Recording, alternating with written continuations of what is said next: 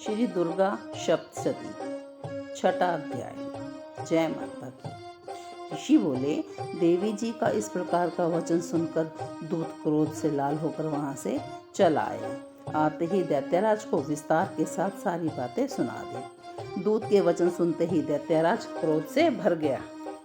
दैत्यों के सेनापति ध्रुमलोचन से बोला, हे ध्रुमलोचन, तुम देर मत करो, अपनी सेना के साथ जाकर उस दुष्टा को केशों से पकड़कर बलपूर्वक घसीटते हुए यहाँ लेकर आओ।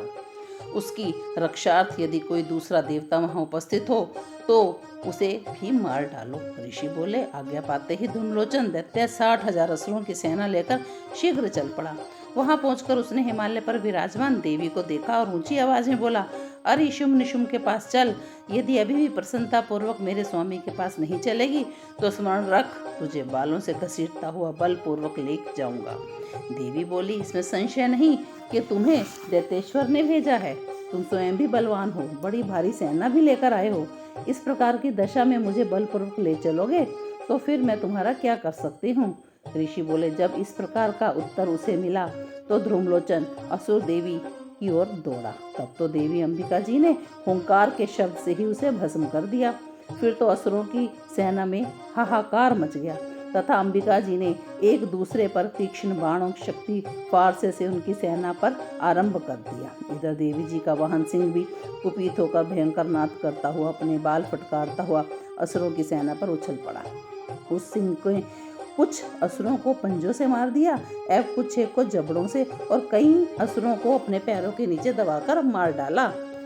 कितने ही दैत्यों को केसरी ने नाखूनों से पेट फाड़ डाले, कितने ही दैत्यों के तलवार से प्रहार कर कर सिर धड़ से पृथक कर डाले, दूसरों की भुजाएं सिर आदि छिन्न भिन्न कर दिए, कितनों के पेट फाड़ फाड़ कर गले के बाल फटकारते हुए सिंह ने रुधिरपान किया। अत्यंत कुपित हुई देवी जी वाहन बलवान सिंह ने क्षण भर में दैत्यों की सेना का नाश कर दिया। देवी जी ने उस असुर ध्रुमलोचन को मार डाला। देवी के वाहन ने भी सेना का भारी क्षय किया। शुंभ ने जब यह सुना तो उसके क्रोध से पारा चढ़ गया, उसके होठ कांपने लगे। झट शुंभ ने चंडमुंड दोनों दैत्यों को आज्ञा दी, हे चंडमुंड, तुम शीघ्र ही बड़ी सेना लेके जाओ और उस दुष्टा को केशों से पकड़कर यहाँ लेकर आओ। यदि इस प्रकार लाने में तुम लोगों को संशय हो तो युद्ध करो। सभी प्रकार के अस्त्र शस्त्र से सारी असुरी सेना वहां पर जाइए और उस देवी को पकड़ कर लाओ। उस दुष्टा के मारे जाने पर एवं सिंह के भी मारे जाने पर जहाँ दशा में अंबिका पड़ी हो उसे बांध कर मेरे पास शीघ्र लाओ। इति छठा अध्याय समाप्त। जय माता की।